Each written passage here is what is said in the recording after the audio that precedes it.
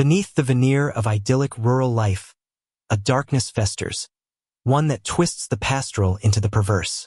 Tonight, we delve into a story that will curdle your blood and haunt your dreams. A tale of secrets buried in mud and offal, and of a depravity that knows no bounds. We are about to descend into the heart of a pig farm, where the grunts of swine concealed the final, desperate cries of two unfortunate souls. The truth is more horrifying than you can imagine. Before we unearth the chilling secrets of this shocking crime, be sure to subscribe to our channel and hit the notification bell. You won't want to miss a single detail of the grim revelations that lie ahead. Now, let us begin our journey into the abyss, where the line between man and beast blurs into a terrifying crimson tide. The call had come in at 3:17 a.m., a frantic, garbled mess from a local farmhand named Jebediah Jeb Stone. He'd been slurring his words, a cocktail of cheap whiskey and raw terror. He'd stumbled upon something unholy, something that had the devil's own stench out by the old hog pen. Detective Miles Corrigan, a man whose cynicism was as deeply etched as the lines on his face, had heard it all before. Drunks saw monsters in shadows all the time, but something in Jeb's voice, a tremor that went beyond simple inebriation, had him pulling on his trench coat over a wrinkled shirt and heading out into the pre-dawn gloom. His partner, Detective Lena Petrova, was already at the scene when he arrived. Her silhouette was stark against the flashing blue and red lights that sliced through the thick morning mist clinging to the fields of rural Blackwood County. The farm was a sprawling, dilapidated affair, the kind of place that time and prosperity had clearly forgotten. The air was thick with the cloying, earthy smell of manure and something else, something coppery and sweet that made the bile rise in Corrigan's throat. Petrova, her usually stoic face a pale mask, met him at the yellow tape. "You're going to want to brace yourself for this one, Miles," she said, her voice low. "It's biblical," he grunted, ducking under the tape. "They're always biblical with you, Petrova." But his flippancy died on his lips as they approached the source of the commotion. The old hog pen was an understatement.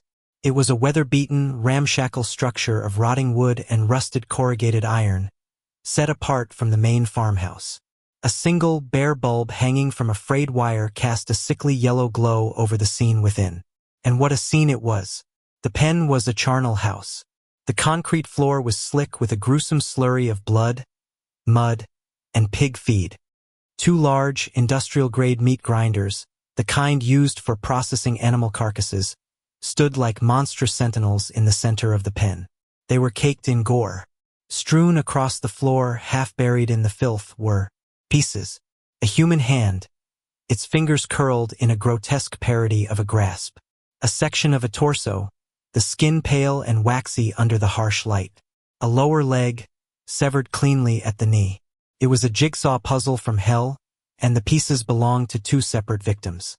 Corrigan's stomach churned, the greasy burger he'd had for dinner threatening a violent reappearance.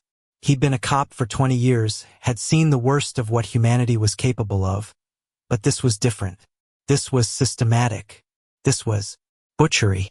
The forensic team was already at work, their white-suited forms moving with a practiced, almost reverent slowness through the carnage. Dr.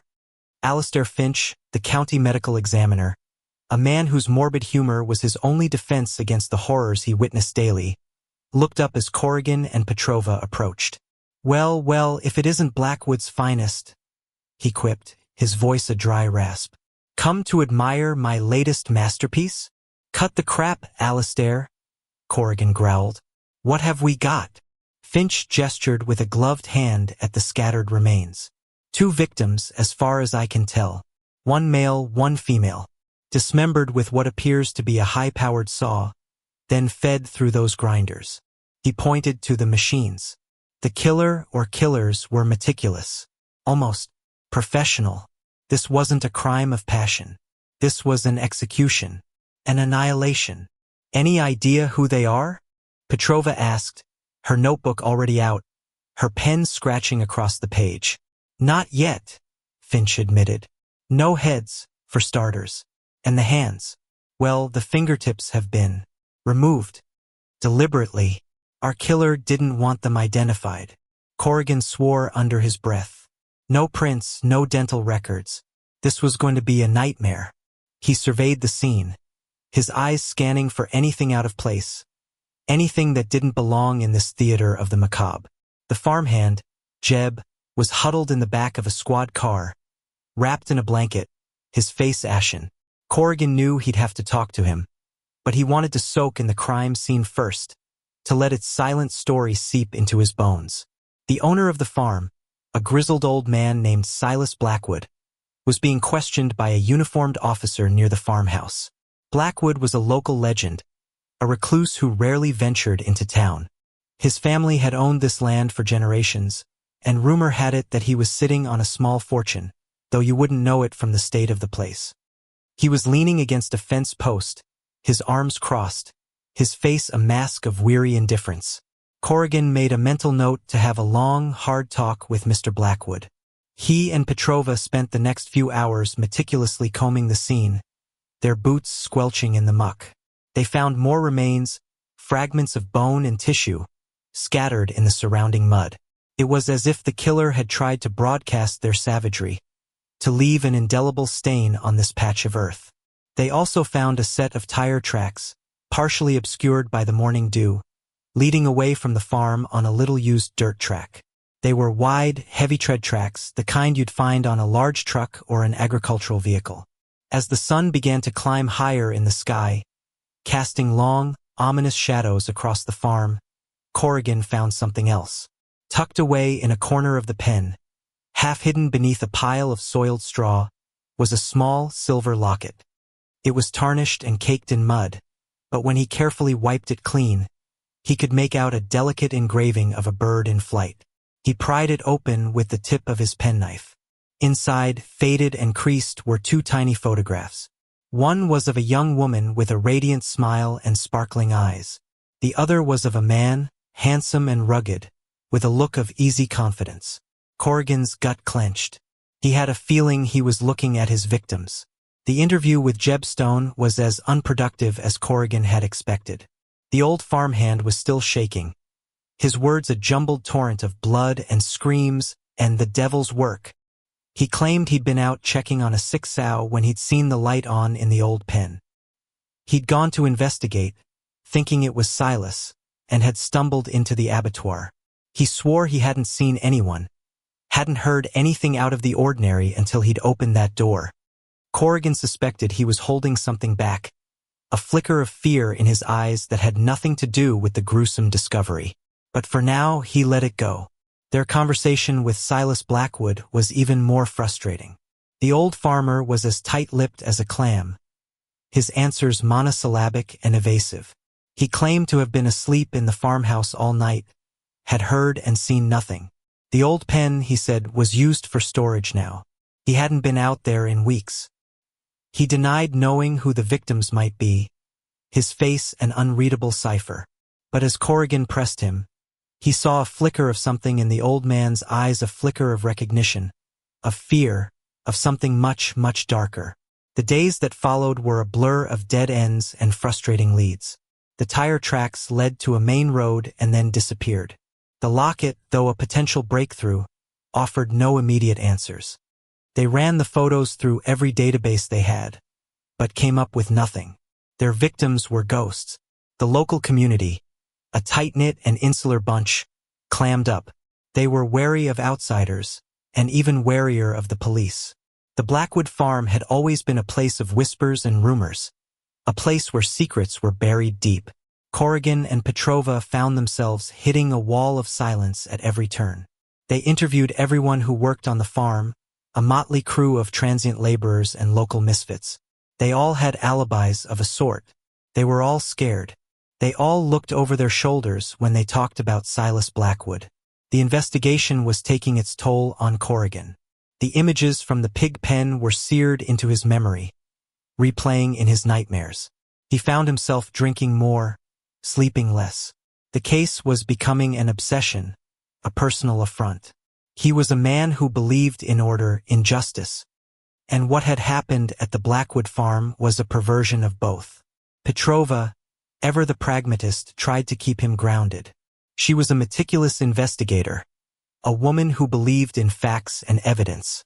She spent her days chasing down leads, cross-referencing phone records, and digging into the financial histories of everyone even remotely connected to the farm.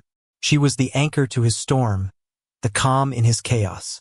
A week after the discovery, they got their first real break. A local librarian, a mousy woman named Eleanor Vance, recognized the woman in the locket. She'd been a regular at the library, a quiet, bookish girl named Clara. She'd been a newcomer to Blackwood County, had moved there about a year ago. She'd told Eleanor she was a freelance writer, looking for peace and quiet to finish her novel. She'd been renting a small cottage on the outskirts of the Blackwood property. The cottage was a treasure trove of information. It was neat and tidy, a stark contrast to the squalor of the farm.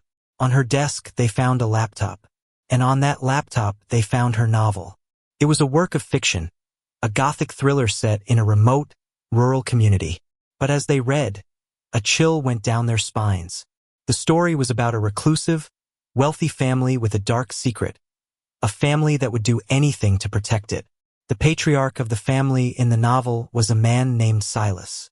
They also found a series of emails between Clara and her editor. In them, she spoke of her research, of a story of a lifetime she had stumbled upon in Blackwood County. She wrote of dark secrets and a family's legacy of violence. She was scared, but she was also determined to uncover the truth. The man in the locket was identified as a man named Ben Carter, a private investigator from the city. He'd been hired by Clara's family to find her after she'd stopped contacting them. The last anyone had heard from him, he'd been on his way to Blackwood County. The pieces were starting to fall into place. Clara and Ben had been getting too close to a dark secret, a secret that Silas Blackwood was willing to kill to protect. But what was the secret? And was Silas the killer? Or was there someone else, a more shadowy figure pulling the strings? The answer, they suspected, lay buried somewhere on that godforsaken farm, and they were determined to dig it up, no matter what horrors they unearthed in the process. The first chapter of this gruesome story had been written in blood and bone. The next, they knew, would be a descent into a darkness that had festered for generations, a darkness that was about to be dragged, kicking and screaming, into the light. The abattoir of broken dreams had claimed 2 victims. Corrigan and Petrova were determined to make sure there weren't any more. The hunt was on, and in a place like Blackwood County, the hunters could just as easily become the hunted. The revelation of the victims' identities, Clara the inquisitive writer and Ben the determined investigator, was like a key turning in a rusty lock. It didn't open the door all the way, but it allowed Corrigan and Petrova a glimpse into the shadowy recesses of the Blackwood case.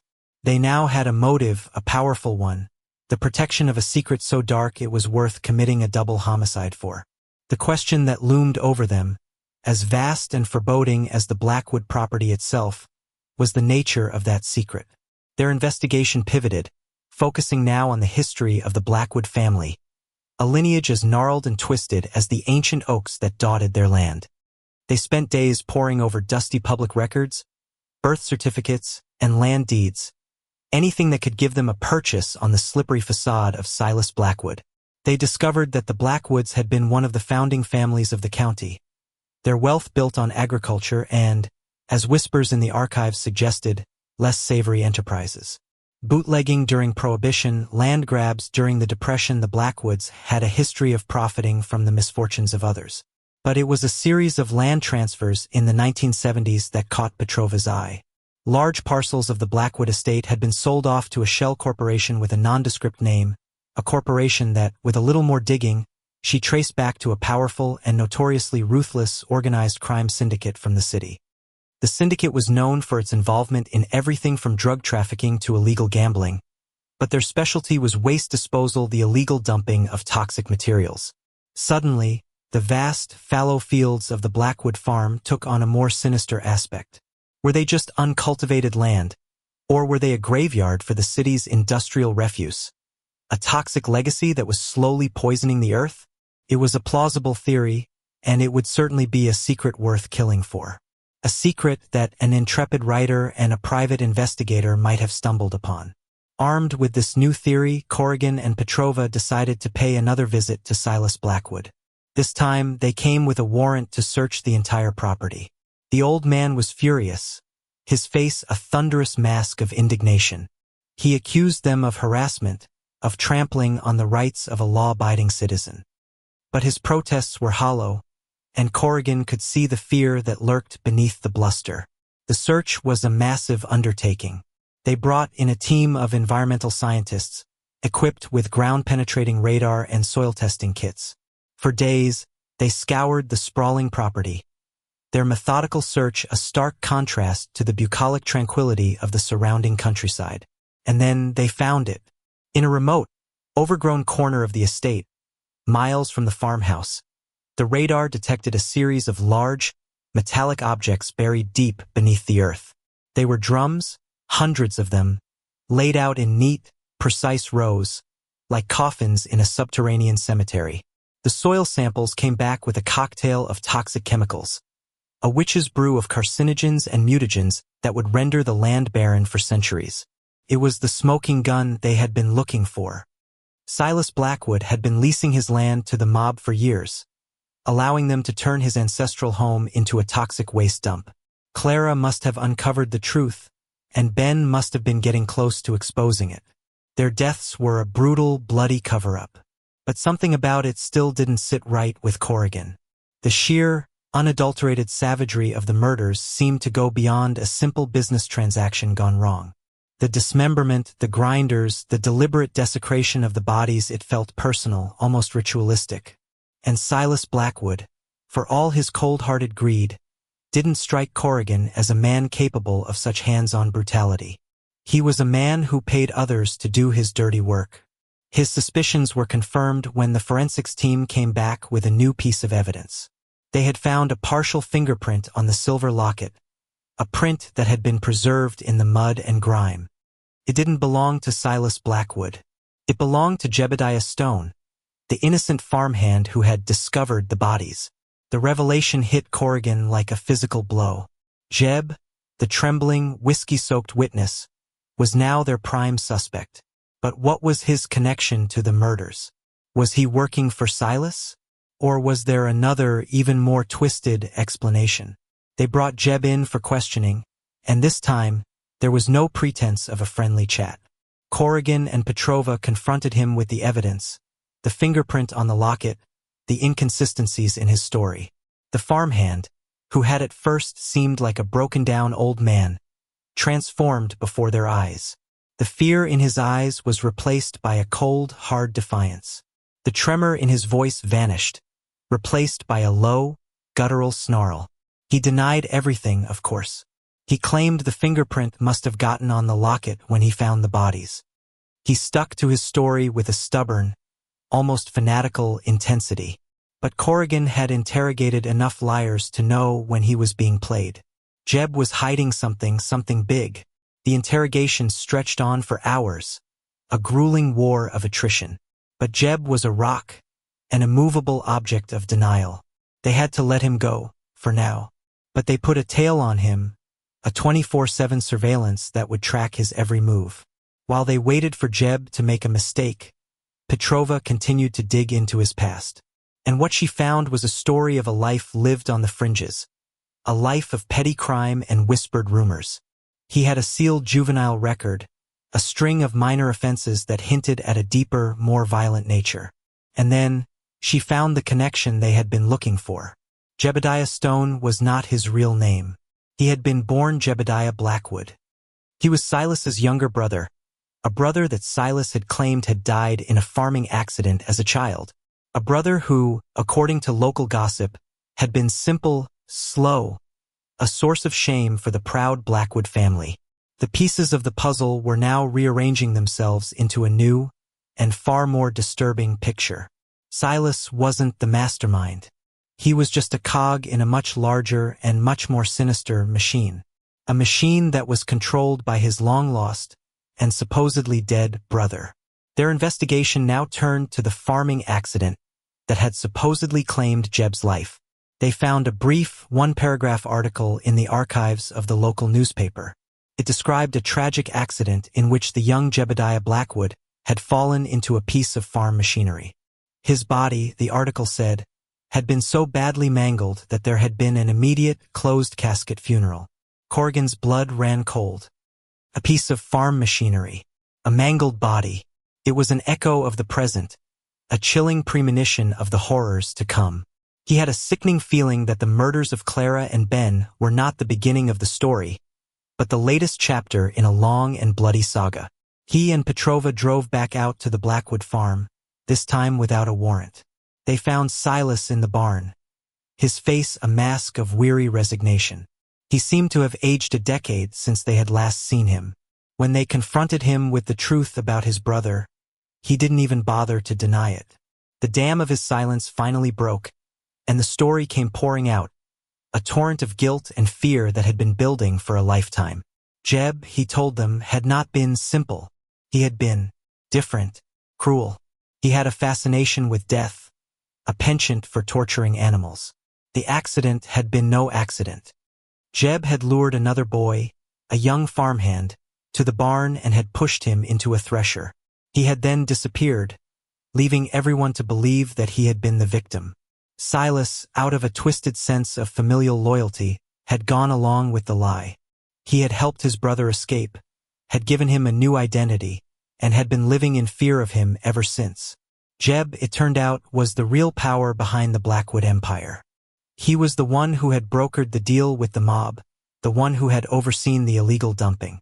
He was the enforcer, the monster in the shadows who kept everyone in line. Silas was just a figurehead, a puppet on his brother's strings.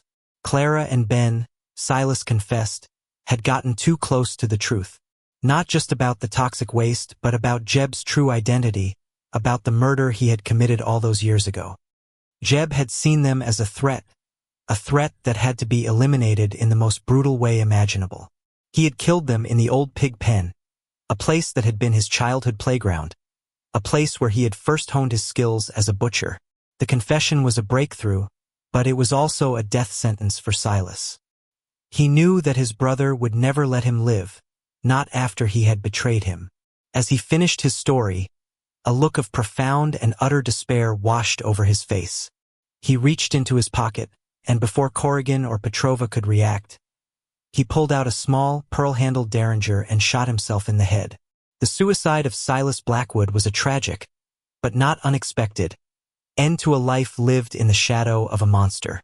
But it left Corrigan and Petrova with a new, and even more urgent problem. Jeb was still out there. He was a ghost, a man who had died and been reborn, a man who had nothing to lose. And now, he knew that they were coming for him.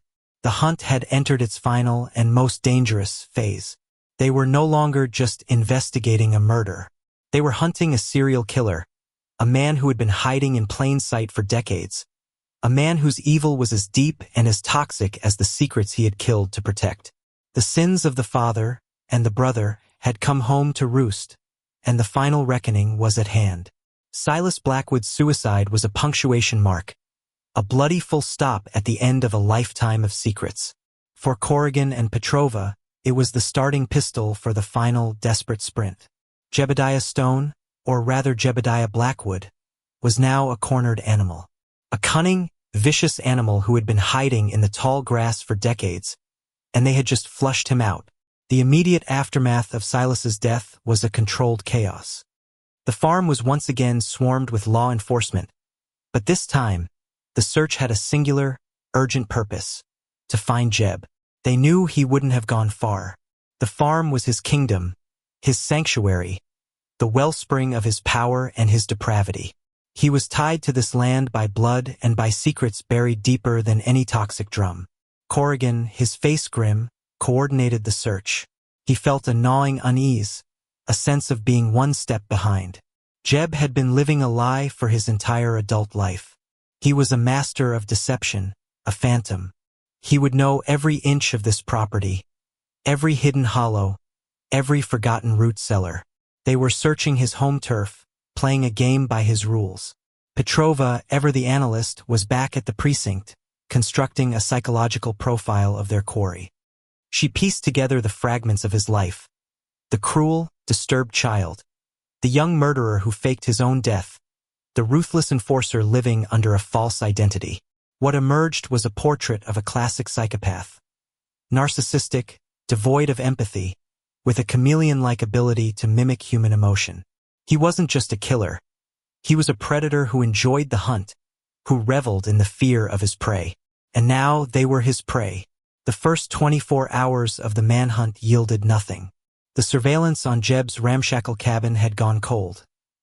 He'd slipped their net sometime before Silas pulled the trigger.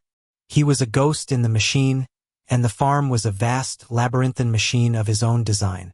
The search teams swept through the fields, the barns, the outbuildings, their shouts echoing in the oppressive silence. The pigs, his silent, unknowing accomplices, watched with unnerving intelligence from their pens. Corrigan, frustrated, decided to re-examine the original crime scene. The old hog pen, the abattoir where Clara and Ben had met their gruesome end. He had a hunch, a cop's instinct that they had missed something, that Jeb, in his arrogance, might have left a clue, a signature. He and Petrova returned to the pen, now scrubbed clean by the forensics team, but the stench of death still clung to the air, an invisible, indelible stain. They went over every inch of the place, their flashlights cutting through the gloom. And then Corrigan saw it. Scratched into the grimy surface of one of the meat grinders, almost invisible to the naked eye, was a symbol. A crude, stick-figure bird, its wings outstretched in flight. It was the same bird that had been engraved on Clara's locket. It was a taunt, a message from the killer. He was playing with them, dangling a piece of his victims' lives in front of them like a trophy. But it was also a mistake. It showed a chink in his armor, a crack in his psychopathic composure. It was a sign of his narcissism, his need to be acknowledged, to be seen. The symbol spurred a new line of inquiry. Where had Clara gotten the locket? Her family didn't recognize it. It wasn't in any of her photos. It was as if it had come into her possession shortly before her death. Petrova, working on a hunch, started digging into the history of the locket itself. She sent a high-resolution photo of the engraving to a local historian, an expert in the county's folklore and iconography. The historian's response came back within the hour. The bird was not just any bird. It was a specific type of swallow, a symbol used by a long-defunct local secret society, the Keepers of the Soil. The society, the historian explained, had been active in the 19th and early 20th centuries. They were a group of wealthy landowners who had believed in a kind of mystical connection to the land, a belief that bordered on a pagan cult. They had their own rituals, their own symbols, their own secrets. And one of their founding families had been the Blackwoods. Corrigan and Petrova exchanged a look. This was the secret, the one that went even deeper than the toxic waste. The Blackwood family's legacy was not just one of greed, but of something far older, far more primal. The historian gave them one more piece of information. The Keepers of the Soil had a secret meeting place, a sacred grove, as they called it. It was rumored to be a cave system hidden somewhere on the Blackwood property, a place where they performed their rituals, their sacrifices to the land. Suddenly, the pieces clicked into place. Jeb wasn't just hiding. He was preparing for a final confrontation, a final act in his twisted drama. And he was doing it in a place where he felt most powerful, a place that was steeped in the dark history of his family.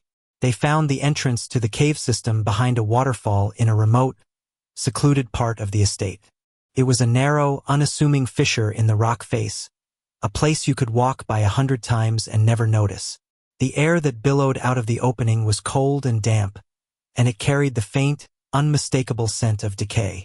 Corrigan and Petrova, armed and clad in tactical gear, led a small, hand-picked team into the darkness. The cave was a natural labyrinth, a maze of winding tunnels and claustrophobic chambers. The walls were slick with moisture, and the only sound was the dripping of water and the crunch of their boots on the gravelly floor. As they ventured deeper, they began to see signs of human occupation. Crude, ritualistic symbols were carved into the walls, symbols that echoed the bird on the locket. They found a makeshift altar, a large, flat stone stained with what looked like dried blood. and in the center of the chamber, they found a series of crude, wooden cages. Most were empty, but one was not.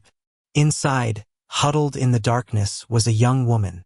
She was emaciated, her eyes wide with terror. She was a local girl who had been reported missing a few weeks earlier, another loose end that Jeb had apparently decided to tie up. Her abduction had been a blip on the radar, a minor mystery that had been overshadowed by the gruesome discovery at the pig farm. Now, they knew that it was all connected. The girl was too traumatized to speak, but her presence was a chilling testament to Jeb's depravity. He was not just a killer. He was a collector, a monster who kept his victims like trophies.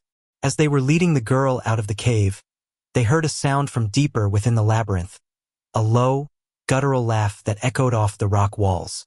It was Jeb. He was toying with them, leading them into his lair. Corrigan made a split-second decision. He sent the rest of the team out with the girl and told them to call for backup. He and Petrova would go after Jeb. It was reckless, he knew, but he couldn't let him escape. Not again. They followed the sound of his laughter, their flashlights cutting through the inky blackness. The tunnel opened up into a vast, cavernous chamber. In the center of the chamber was a deep, dark chasm, a bottomless pit that seemed to swallow the light. And standing on the other side of the chasm was Jebediah Blackwood. He was no longer the shuffling, broken-down farmhand. He stood tall and straight, his eyes burning with a cold, malevolent fire. He was holding a large, wicked-looking hunting knife, the blade glinting in the beam of their flashlights. "So, you finally figured it out," he said, his voice a calm, conversational purr that was more terrifying than any shout.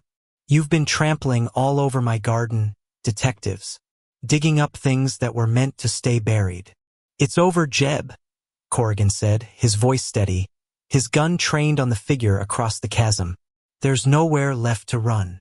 Jeb laughed again, a sound that was utterly devoid of humor. "Run? I'm not running. I'm home." He began to talk, and as he did, he unspooled the final, twisted threads of the story. He spoke of the old ways, the beliefs of his ancestors, the blood sacrifices that the land demanded. The boy he had killed all those years ago had been his first offering. Clara and Ben had been his latest. They had been trespassers, unbelievers, who had threatened to expose his sacred ground. Their deaths had been a ritual, a cleansing. As he spoke, he began to move, circling the chasm, his movements fluid and predatory. He was a man in his element, a priest in his unholy cathedral. He was trying to get closer, to separate them, to pick them off one by one. The standoff was a tense, nerve-wracking dance of death. They were in his world now, a world of darkness and ritual, a world where the normal rules of engagement didn't apply. And then he lunged. He didn't go for Corrigan, who was the more obvious threat. He went for Petrova, who was closer to the edge of the chasm. He was preternaturally fast, a blur of motion in the darkness. He knocked her off balance, and for a heart-stopping moment, she teetered on the brink of the abyss. Corrigan fired, his shot echoing like a thunderclap in the confined space. The bullet caught Jeb in the shoulder, spinning him around. He stumbled, but he didn't fall. He just smiled, a bloody, triumphant grin. Petrova, her face a mask of grim determination, managed to regain her footing. She lunged forward, not away from Jeb, but towards him. She tackled him with all her might, and the two of them went down in a tangle of limbs, right on the edge of the chasm. Corrigan rushed forward, but he was too late. With a final, desperate surge of strength, Jeb pushed himself and Petrova over the edge. For a moment there was silence, and then a scream, a woman's scream, cut short. Corrigan stared into the abyss, his heart a leaden weight in his chest. He had lost her. He had lost his partner, his friend.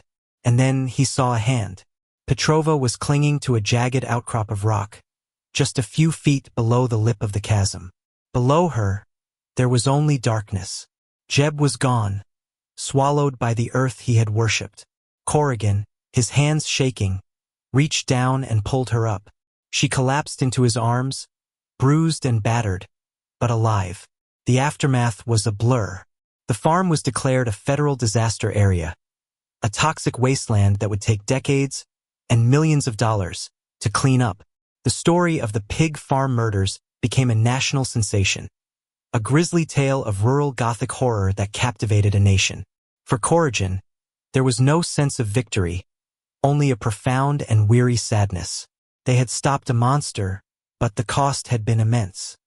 The ghosts of Clara and Ben, of Silas, of all of Jeb's victims, would haunt Blackwood County for years to come. As he stood on a ridge overlooking the farm one last time, watching the sun set over the poisoned fields, he knew that this case would stay with him forever. It was a reminder that evil is not always a monstrous, otherworldly force. Sometimes, it is as quiet and as patient as the roots of a tree, sinking deep into the soil, waiting for the right moment to break through the surface and claim its devil's harvest. The chilling secrets of the pig farm had been revealed, but the darkness they had uncovered would cast a long, long shadow.